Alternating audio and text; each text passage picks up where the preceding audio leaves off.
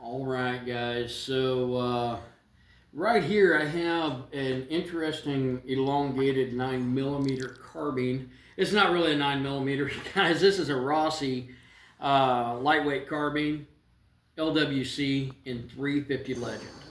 And I'm not one of those guys who's real fast to jump on new calibers. And this is a fairly new caliber. My 350 Legend, this one is actually 170 grain.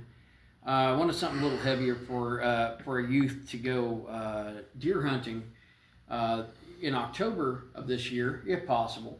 And so I decided that, you know, a 350 Legend might be a little better than a 4. It was either 350 Legend or 44 mag, and this one was available. I picked this up, I want to say, for around $229. I paid an extra $60 for a used scope just to make the gun look even cooler with a big scope on a little gun. Recoil I find to be reasonably manageable on this particular piece. Now it does have a threaded muzzle, so this allows the user, it's a long-winded threaded muzzle, to use different types of muzzle accessories, whether those be brakes, perhaps suppressors, if that's legal in your area. We're in Illinois where everything is not legal. But it does have a cap to protect your threads, and it actually reminds me a lot of the one that was on my Beretta 92A1. I'm sure it's different threads though. But anyway, cool little gun, cool backpack gun. Does not come with any type of iron sights. You can buy them with an optic, or you can add your own. You know, just kind of optional there. It does come with a hammer extension. Okay, the hammer extension I really like.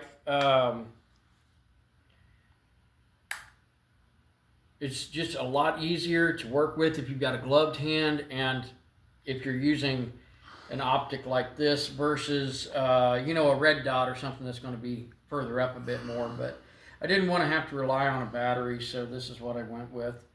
And I thought, hey, that looks cool for a little gun like that. Fairly easy to take down, quite utilitarian. The trigger guard on this, I'm quite certain, is some type of polymer. And I found it a bit odd. Most of the Rossis that I have had have, Rossi or Taurus, generally have a like a key where you can lock it to where you can't cock it. In this case, if I turn the safety on and try to cock it, it does not work. So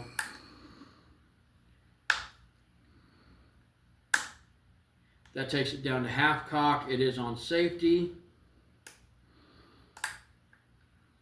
Safety off. I'm going to drop it. Of course, this is unloaded, as we've checked before.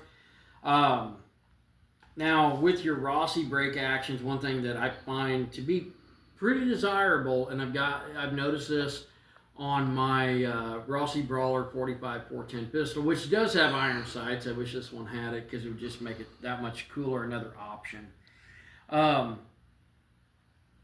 is that you have a recessed barrel release right here, and being recessed like that, on a lot of brake actions, you have your release and it sticks out some, and that can catch in the webbing of your hand and can be uncomfortable, or, you know, in some cases, if you do it right or do it wrong, however you want to look at it, can cause a lot of issues as far as, you know, actual damage, actual injury.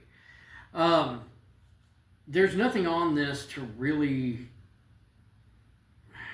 it's utilitarian.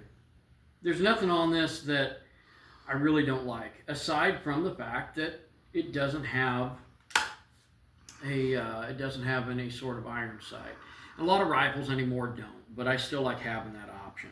Now, I'm going to show you guys real quick that this, at least for what I've used it for, this appears that it's extractor only and not ejector. Now, I could be wrong. I've only shot it a handful of times, which would have been 20, because actually 21 because I ran something else through here. But there is your 350 Legend, and it sets in just like that, and that catches on the round. Okay? Now, my safety is on. I'm not going to cock this while there's a round in it, clearly. I did see a video on YouTube where someone took a 9mm and also a 380, and it turns out that that also fits in this chamber. Now, it is along the lines, and some people will correct me on this or argue about it. I'm sure there'll be some conversation on it about shooting a 9mm and a 350. You've got essentially the same bullet diameter. Some people say, well, that's a .357, that's a .350. It's actually the same bullet diameter. And yes, a 9 does fire out of it. Now, I can't say that I recommend that. This is kind of like putting a 22 short in a 22 Magnum and firing it, so maybe not the best idea. But I'm going to play with it just to see what I can do with this particular rifle.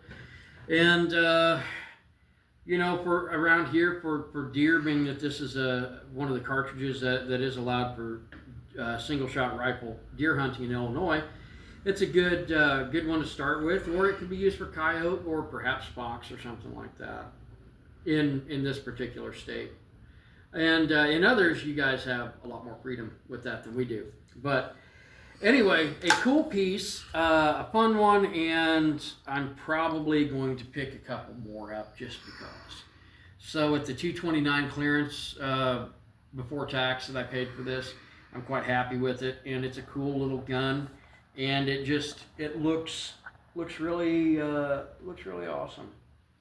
It pulls up nice. It's a short piece, and it's nice and compact. Good little brush gun.